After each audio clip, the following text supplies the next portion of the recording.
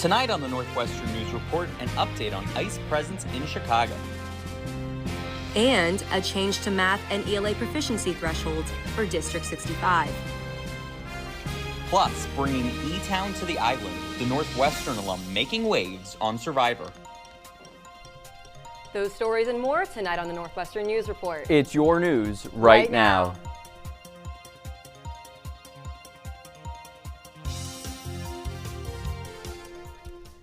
Good evening and welcome to the first Northwestern News Report of the school year. I'm Ananya Chugg. And I'm Jeremy Fredericks. We begin tonight with an update from Washington, D.C. as we're just hours away from a potential government shutdown. Our Allison Miller has been following this story and joins us now from the nation's capital with the latest. Good evening, Allison. Thanks, Jeremy and Ananya. I'm standing here in Freedom Plaza in D.C. just hours before a potential government shutdown. Now, the spending bill has already passed the House, but if it doesn't get enough votes in the Senate, the government will shut down by midnight tonight. Senate Democrats are refusing to back the bill to try to extend Affordable Care Act subsidies. President Donald Trump is falsely claiming that those subsidies would give health care to undocumented immigrants. Both the president and the vice president have said the shutdown is likely. So what that means for us back in Evanston is the pause of non-essential government services. So there could be delays in air travel, some national parks might close, but things like ICE enforcement operations will continue. Back to you. Thanks for the update, Allison. Democrats are rejecting that bill, putting us on the path to a government shutdown at midnight. Ananya? Continuing on with more news coming out of Washington, Chicago could see a surge of military activity over the coming days. Governor J.B. Pritzker says the federal government is requesting 100 troops to protect immigration and customs enforcement, or as they're known, ICE officers. This comes after a weekend of tense encounters between protesters and ICE officials across Chicagoland, including outside of the Broadview ICE facility. Immigration and customs enforcement officials were spotted in several places across downtown Chicago. Governor Pritzker says that the state is preparing a lawsuit if federal troops are brought in, and will continue to follow the situation and keep you updated as it develops. Over the summer, the Illinois State Board of Education lowered the threshold for 3rd to 8th grader students to be proficient in math and English language arts, or ELA. NNN's Lulia Tekla has more on the changes and concerns that it's raising.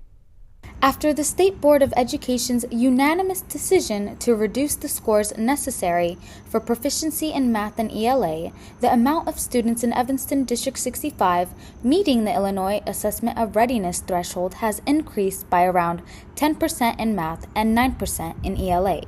Katia Block is a parent of a 6th grader attending District 65.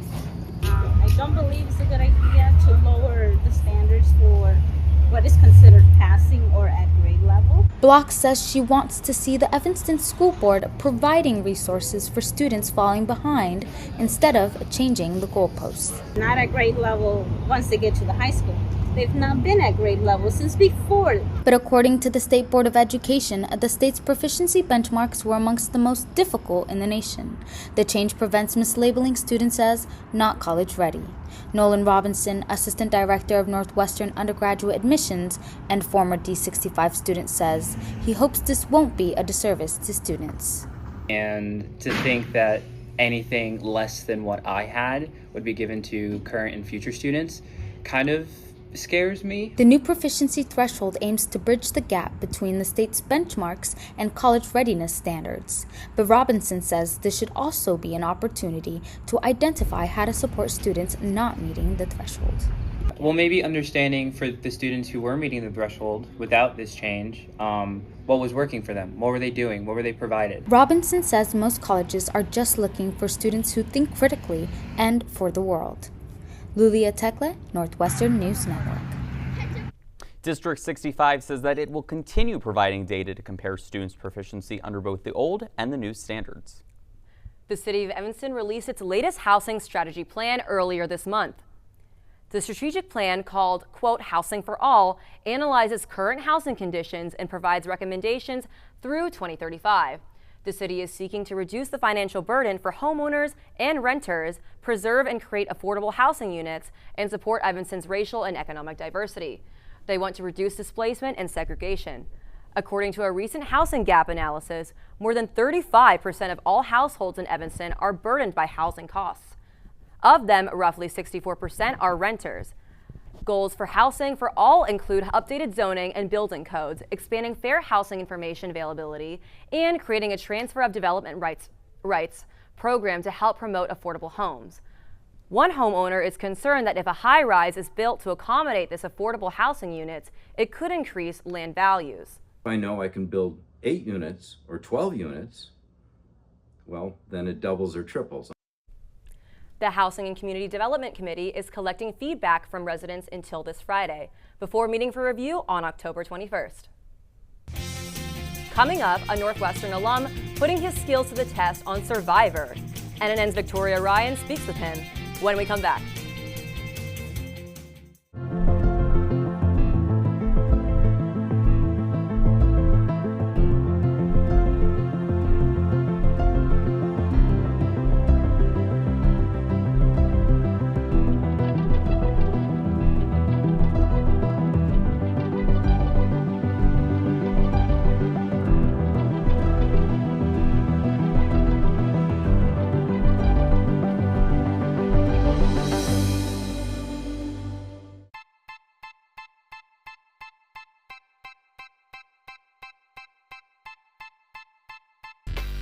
My relationship with Giannis is unique. We're from the same country, we're from the same city. Being a Northwestern alum, I think, has tremendous advantages in the sports industry. To me, that community, it's been with me for 20 plus years.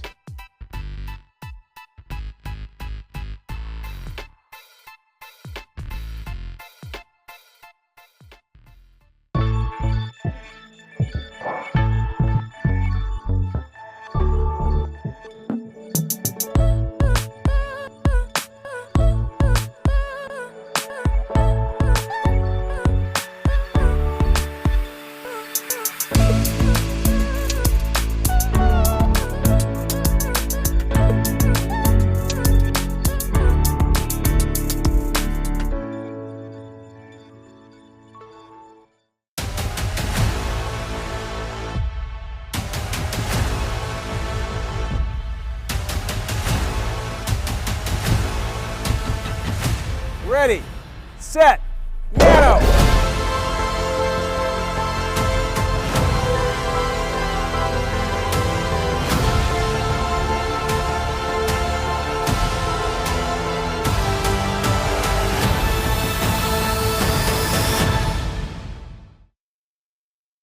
Welcome back. In the last 2 hours, A&O Productions announced their blowout concert headliner, rapper A Boogie with a Hoodie.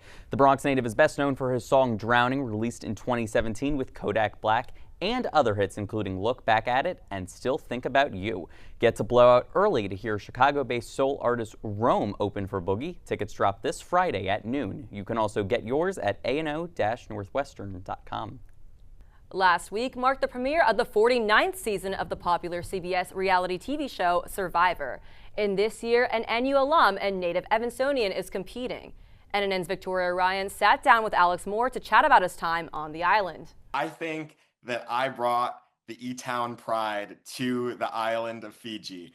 7,000 miles from Evanston, Survivor contestant Alex Moore is putting his skills to the test on the island of Fiji. Evanston is who I am, and so I brought that to the island, and I brought the same grit and the same kind of just love of, I don't know, different people to the game. Moore attended both Evanston Township High School and Northwestern, graduating from Medill in 2021. He moved to Washington, D.C. the day after graduation and works as the communications director for Representative Jan Schakowsky, who represents Evanston in Congress. I live this comfortable life. I am, wearing suits to the office every day. When am I spending time outside, And so this experience was going to be something that pushed me out of my comfort zone. His history with the show dating back to Survivor Club at ETHS. Survivor Club was this way to kind of talk about this game that I had loved for so long. And I think that kind of shaped my relationship with Survivor, where I knew I had to be on it one day. Using his experience to build bridges. I think that Evanston is just this cultural melting pot that really brings together people of all different backgrounds, cultures, identities.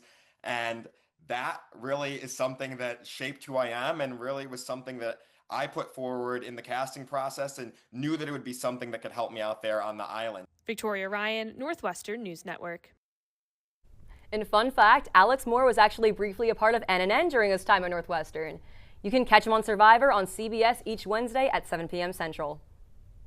Garrett Evangelical Theological Seminary announced on Wednesday that its plans to relocate to a new building on campus for fall 2027. Two newly renovated buildings on Hinman Avenue and Sheridan Road on the south side of Northwestern's campus will feature accessible facilities with state-of-the-art learning technologies for remote learners. The seminary also recently launched the Garrett Collective, an online learning platform offering continued education and resources for ministry and leadership. And you will continue to provide Garrett with regular access to its chapels and maintain a, quote, strong collaboration between the two institutions. In a statement released on September 24th, the Reverend Dr. Andrea Wright, chair of the Garrett Board of Trustees, said, quote, our Garrett Next strategic plan calls us to align our facilities with our pedagogical and community goals. This move to newly designed modern spaces lets us direct resources more fully to our students and faculty, advance the work of our research centers and institutes, expand innovative programs, and extend our global reach. The move, officials say, allows Garrett to strengthen its on-campus residential programs. Over the past 2 years, Garrett reports seeing a 30% increase in online student enrollment,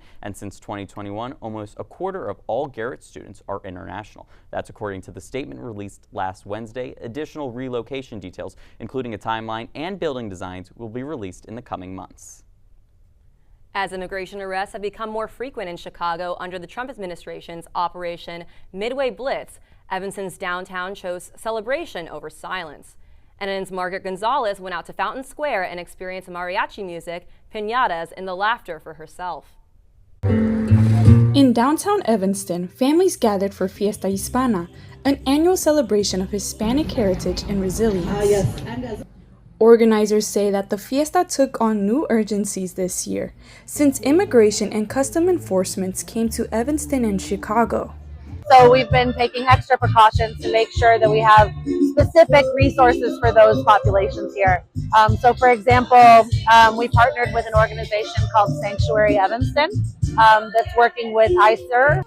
Some Evanstonians making themselves aware by attending trainings with ICER and attending events like this training to support their neighbors. I think it's extra important that we all know that this was going on and that we all show up to support our Latinx brothers and sisters. For vendors, the night was about more than business, keeping tradition alive and standing proudly in public spaces at a time when many are afraid. Pues muy difíciles y de verdad pues hay muchos inmigrantes aquí de muy buena fe, que es muy grato servirles a todos. Ahora sí que como dice, el estómago es para todos y se abren como frontera. Margaret Gonzalez, Northwestern News Network. And thanks for that, Margaret. Hispanic Heritage Month continues through October 15th. And find out more ways to celebrate, visit the city's Evanston's website. Up next, check out the opening of Evanston's first Black woman-owned bookstore.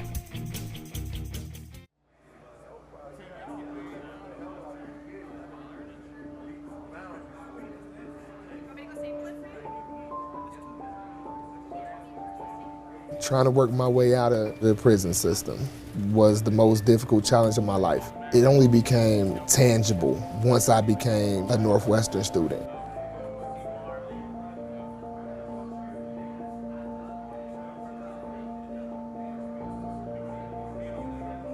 One, two, three, four.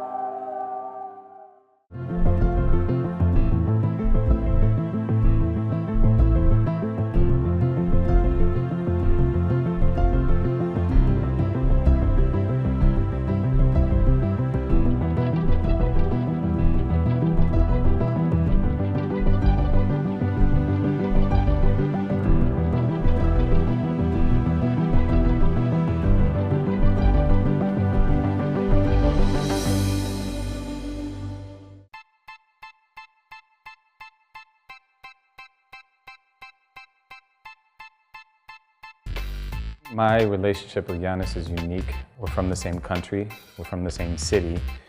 Being a Northwestern alum, I think, has tremendous advantages in the sports industry. To me, that community, it's been with me for 20 plus years.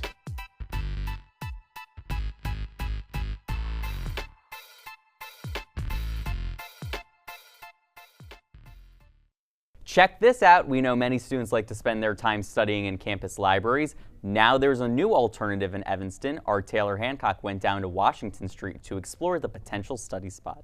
Here I stand in Southeast Evanston in front of The Ox, a collective hosted by a group of Black-owned businesses. It features a laundry cafe, a kitchen in the back, as well as a bunch of yoga and Pilates studios. But we're here for Zora's Place, Evanston's first Black women-owned bookstore. L'Oreal Thompson Payton has been dreaming of opening her own bookstore since she was a young girl. Now that dream is a reality, and she's designed every aspect of the store with intention. I wanted this kind of living room vibe so that it's, nice and cozy, because ultimately this is, yes, it's a bookstore, but I want it to be a third space for all people, but especially Black women and children and femmes and non-binary people to just come in and feel seen. The store's name pays homage to Zora Neale Hurston, a central Black figure in the Harlem Renaissance. Thompson Payton has a number of titles dedicated to the OGs of Black writing. So here we have our kind of classics, our literary OGs, as I like to call them. So of course we have Ms. Zora Neale Hurston and Octavia Butler, Audre Lorde, Toni Morrison, Bell Hooks, Alice Walker, Maya Angelou. These are the greats, and so we have to pay homage to them, especially since the store is named after Zora. Zora's Place also has a kids section that Thompson Payton says is extremely important to her. I want all Black and brown children who walk in here to see themselves reflected in the pages and the covers of the book. We had to have some of the men who are writing to our young Black boys included in here as well. Zora's Place is about 3 miles south of Northwestern's Evanston campus, but Weinberg fourth year Tyshia Woods says that won't stop her from attending. And I think it's really important to have spaces like this, particularly with the PWI at Northwestern here. I think it's really sometimes hard for us to find spaces where we can just be with our people, exist, and particularly in a more academic sense. Sherry Shamby, a Southside Chicago native who has relocated to Evanston, says she's excited to hear about the opening of Zora's Place. I think it's important so we know who we are. You can always find something that white people write about, but you can't find stuff about Hispanic people or Black people or Asian people or anything. And those stories are just as important. Mm-hmm. So I think I would definitely go, and support her. Taylor Hancock, Northwestern News Network. Thanks, Taylor. If you want to check out Zora's Place, it's open Tuesday through Friday from 11 a.m. to 5 p.m. at 2223 Washington Street. The weather has been fairly warm for fall, and it seems like it's only going to get warmer. NNN's chief meteorologist, Emmanuel Perez Martinez, is here to tell us more about the weather. Emmanuel, is the warmth here to stay? Yes, that warm weather will be here to stay, and honestly, you're going to have a beach day probably this coming week. Currently, it is 69 degrees with the sun setting with clear skies with a northerly fresh breeze. Now, for the rest of the evening, our temperatures will be in the upper 60s and fairly dry compared to other nights. Taking a quick look at our temperature radar across the area, it is 69 degrees here in Evanston. Down south, it is 70 degrees in downtown Chicago. Looking at our northwestern suburbs, 70 degrees in Arlington Heights, and in Naperville, 73 degrees. A quick look at our weather radar. Right now, there is nothing to see in terms of precipitation, though I'd like to mention there's a few clouds that are building up that will come eastward towards Evanston and Chicago that will give us our overcast skies for tomorrow. Looking at our 5-day forecast, all I could say is beautiful and comfortable temperatures that are coming with us. Wednesday, cloudy skies, temperatures at 71 degrees. Thursday, we're going to start off cloudy, then turn into partly cloudy skies with temperatures reaching as high as 75 degrees. Friday, opening up that weekend with a banger and possibly a trip to the beach with temperatures at 82 degrees. First starting off scattered clouds in the morning, then turning into sunny skies. Saturday and Sunday, those temperatures will be in the low 80s with partly cloudy skies. Overall, enjoyable week ahead. Sounds like it's going to be really nice for the week. Maybe I'll go to the beach. Thanks, Emmanuel. Let's now go under the microscope with a look at the recent work conducted by Northwestern researchers. A newly developed lifestyle medicine program is revealing why people overeat. The study tracked the eating habits of 60 people, finding that people overeat for many reasons, including eating more at social events, late night snacking, and emotional eating related to stress or joy. Study participants tracked food-related mood and contextual information on a smartphone app and wore 3 different sensors, one on their neck, one on their wrist, and a body camera to help researchers study real-world eating habits in detail. NU researchers developed the neck sensor, which detects when people are eating and how frequently they're chewing. Study researchers will continue their work investigating how emotions and behavior impact weight gain and loss. Northwestern has introduced 12 new electric hybrid buses to campus. These buses are used as inter-campus shuttles between the Evanston and Chicago campuses. This addition coming as the school looks to, quote, modernize campus transportation while reducing environmental impact. The buses use geofencing technology and GPS to automatically switch from gas to battery power in designated zones like Evanston neighborhoods, shuttle stops, and spots on Northwestern's Chicago campus. NU engineers are joining an international team of researchers looking to grow foods in a more environmentally friendly way. Ted Sargent's research group is part of the Acetate Consortium, which includes colleges in Denmark and the Novo Nordisk Foundation.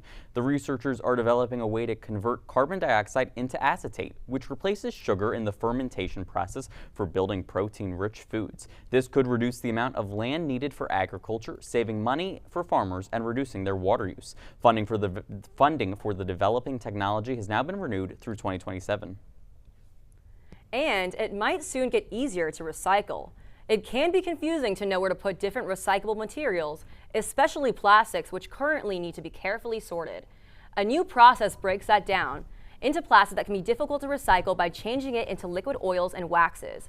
It relies on inexpensive and nickel-based catalysts. Millions of tons of plastic products are produced every year, that number topping 200 million in 2023.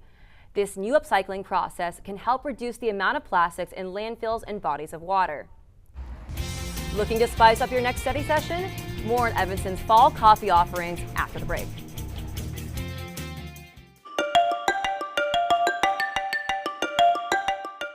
I'm Kelly McEvers, founding host of the NPR podcast Embedded. I'm James Edwards, host of the Unresolved podcast from Frontline. I'm Antonia Cereijido, former senior producer of Anything for Selena podcast and current executive producer at Elias Studios.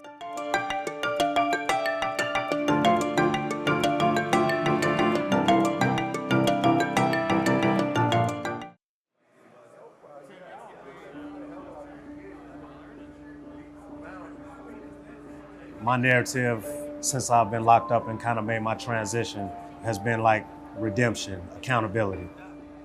When I come into the classroom environment, every individual that sits amongst me takes education seriously.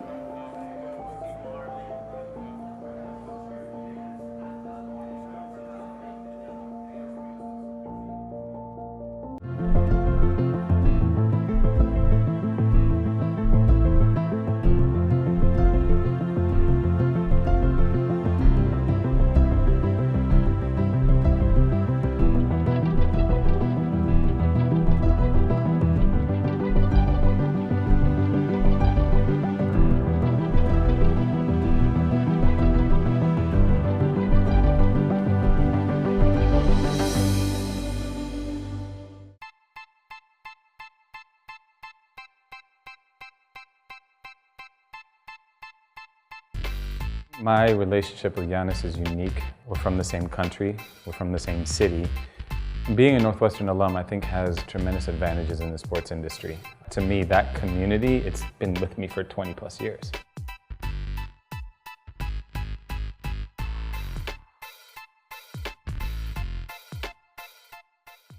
Love it or hate it, pumpkin spice lattes are back on the menu this time of year, but with so many coffee shops in Evanston, which one comes out on top? NNN's Marcella Cano is here in studio to tell us more. Marcella? Thanks, Jeremy. Coffee shops around Evanston are rolling out their fall menus, each putting their own spin on the fall favorite. I tried 3 cafes to find out which has the best PSL in Evanston. At Pete's Coffee, the pumpkin latte has a nice cinnamon kick, smooth and not too sweet. Paris Baguette, which just opened this summer, offers a pumpkin pie latte. It's rich, sweet, and has more of a pumpkin flavor. And at Collectivo, a popular Evanston spot, the pumpkin fluff latte is very strong and bold, but the pumpkin and marshmallow fluff doesn't really come through. All right, Marcel, you tried all three. Which one was your favorite? After tasting them all, my pick for the best pumpkin spice latte in Evanston is Paris Baguette. That one was, if you're looking for that true fall flavor, that's the one to try. Ooh. It had the strongest pumpkin flavor, which definitely is the most important part of a fall PSL, and it had the perfect amount of sweetener, not too sweet and not too bitter. All right, Marcella, thank you. What's your favorite coffee shop in Anania? I would have to say Newport. I love the atmosphere. I love going to study there. I love the coffee. Yeah, I'm going to go with Collectivo right by That's campus. A classic. Yeah, definitely. I feel like the lines are always too long, though.